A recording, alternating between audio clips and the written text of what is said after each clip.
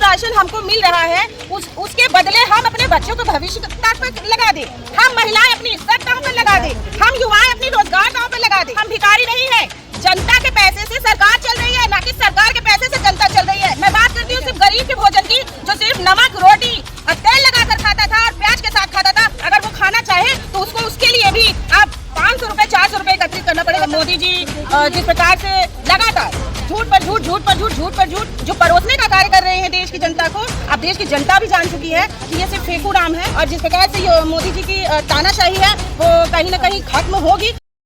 मोदी जी की जो सरकार है एक तरह से तानाशाही सरकार हम कहेंगे, क्योंकि जिस प्रकार से लोग कुछ ना कहो की स्थिति में लोगों को दबाया जाता है, उनकी हर एक जो लोकतांत्रिक उनकी जो स्वतंत्रता है उसको छीना जा रहा है। जिस प्रकार से नीति आयोग है हुआ या हमारे देश की जो चुनाव आयोग है या अन्य जो भी जन लोकतंत्र में जो हमें अधिकार मिला है उसको छीनने का जो प्रयास सरकार कर रही है, कहीं ना कहीं हम महिलाओं को जागृत होना ही पड़ेगा। और आगामी जो 2024 की चुनाव है उसमें इस तानाशाही सरकार, लेकिन मोदी जी ऐलान कर दिया है 24 में फिर से मैं भाषण दूंगा लाल किले से। उनको ऐलान करने दीजिए, वो उनका अहम और अहंकार बोल रहा है। उनको ये नहीं पता है कि जब अगर ये हर एक संसार का आप उठाकर देख लीजिए इतिहास, तानाशाही हर जगह खत्म हुई है। और जिस प्रकार से ये मोदी जी की तानाशाही है वो कहीं ना कहीं खत्म होगी और उनको खत्म करने का काम तानाशाही नहीं, कॉन्फिडेंट है उनको, इतना कॉन्फिडेंस से बोल रहे हैं। एक चीज जोड़िए, कॉन्फिडेंट ओवर कॉन्फिडेंट है, कॉन्फिडेंट नहीं है मुझको, आप मुझको बोलिए, कॉन्फिडेंट नहीं ओवर कॉन्फिडेंट है। और जहाँ पर आत्मविश्वास की जगह जब ज्यादा आत्मविश्वास जब ओवर कॉन्फिडेंट की बात आ जाती है तो वहीं पर व्यक्ति फेल हो जाता है। और मोदी जी जिस प्रकार से लगातार झूठ पर झूठ, झूठ पर झूठ, झूठ पर झूठ जो परोसने का कार्य कर रहे हैं देश की जनता को, अब देश की जनता भी जान चुकी है कि ये सिर्फ फेकू नाम है और हमारे देश को चलाने का काम इनको नहीं आता है। हमारे प्रधानमंत्री देश चला रहे हैं, विकास हो रहा है, देश विकास की ओर बढ़ रहा है, विश्व गुरु बन रहा है। सर, और आप क्या कह रही हैं? सर वो कह रहे हैं कि विश्व गुरु है, लेकिन कहीं ना कहीं अगर हम बात करें गरीबों की तो आज हमारे देश के जो सब्जी विक्रेता है, हमारे सोशल मीडिया के द्वारा और अन्य प्लेटफॉर्म के द्वारा हमारी देश की जनता जान चुकी है कि हर एक व्यक्ति परेशान है। वो सब्जी विक्रेता रो रहा है कि महंगाई इतनी ज्यादा है, सब्जी इतनी ज्यादा महंगी है कि मेरे पास पैसे भी नहीं है कि मैं वो सब्जी अब दोबारा खरीद। लेकिन महंगाई के बारे में मोदी जी कह रहे हैं बाहर से आई इम्पोर्ट हुई है महंगाई, उसके और महंगाई है ही नहीं यहाँ पर। उनको लगता है महंगाई है, आप बताइए।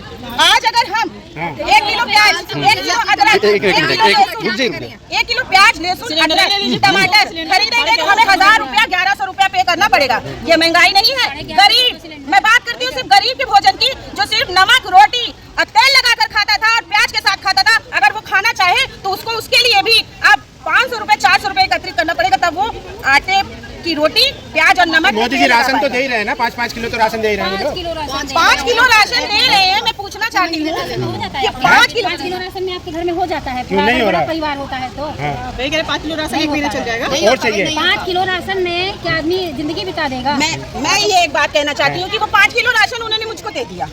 क्या 5 किलो राशन हमको मिल रहा है उसके बदले हम अपने बच्चों को भविष्य तक पर लगा दे, हम महिलाएं अपनी इज्जत दांव पर लगा दे, हम युवाएं अपनी रोजगार दांव पर लगा दे, अपने परिवार का भविष्य दांव पर लगा दे। ऐसा नहीं होना चाहिए। हम भिखारी नहीं है, जनता के पैसे से सरकार चल रही है, ना कि सरकार के पैसे से जनता चल रही है। सरकार भूल चुकी है, अपनी सत्ता के गुरूर में बिल्कुल भूल चुकी है। वो तो खुद गरीब आदमी है, कहते हैं मैं गरीब का बेटा हूँ, मैंने भिक्षा मांग के खाया।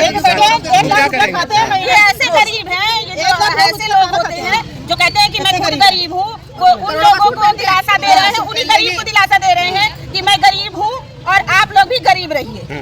वो इसीलिए मोदी जी कह रहे हैं महिलाओं को लखपति बनाएंगे, आपको नहीं बनना? हाँ, नहीं, हमको लखपति नहीं बनना, वो लखपति है। पहले भी बहुत गरीब है ना, वो लखपति बन जाए।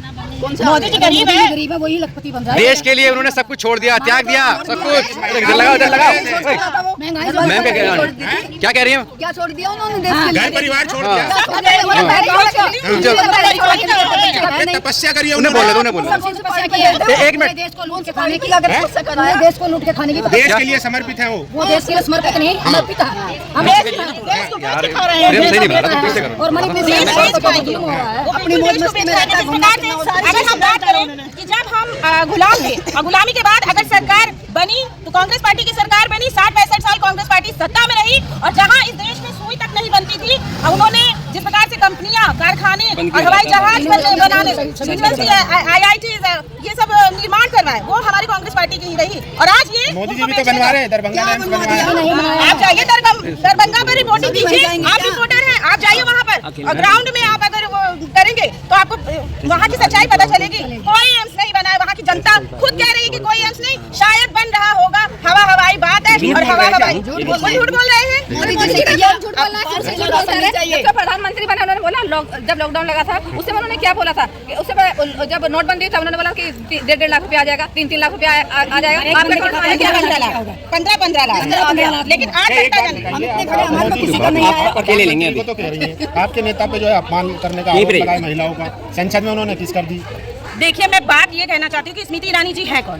स्मृति ईरानी जी महिला बाल विकास मंत्री हैं, तो उनकी जो दायित्व है, उनका जो जिम्मेदारियां हैं, उनको निभाने का वो कार्य करे। हमारे मणिपुर में हमारी महिलाओं को 2 महिलाओं के साथ जिस प्रकार से उनको नंगा करके परेड कराया गया, उनके साथ बलात्कार हुआ, उस पर उन्होंने 2-3 महीना हो गया वो केस हुए और उस पर उन्होंने कोई बात नहीं कहा, उन्होंने चुप्पी आज तक नहीं तोड़ी है। जो उनकी जिम्मेदारी है वो अपना नहीं देख रही है जिम्मेदारी, और हमारे राहुल गांधी जी के चरित्र पर अगर वो जिस प्रकार से प्रश्न चिन्ह उठा रही हैं तो बहुत जरूरी बन पड़ा है कि पहले वो अपने कार्यों का निर्वहन करें, अपनी जिम्मेदारी को निभाते हुए वो अन्य कार्यों को अगर बोले तो अच्छा लगता है, अन्यथा कुछ नहीं।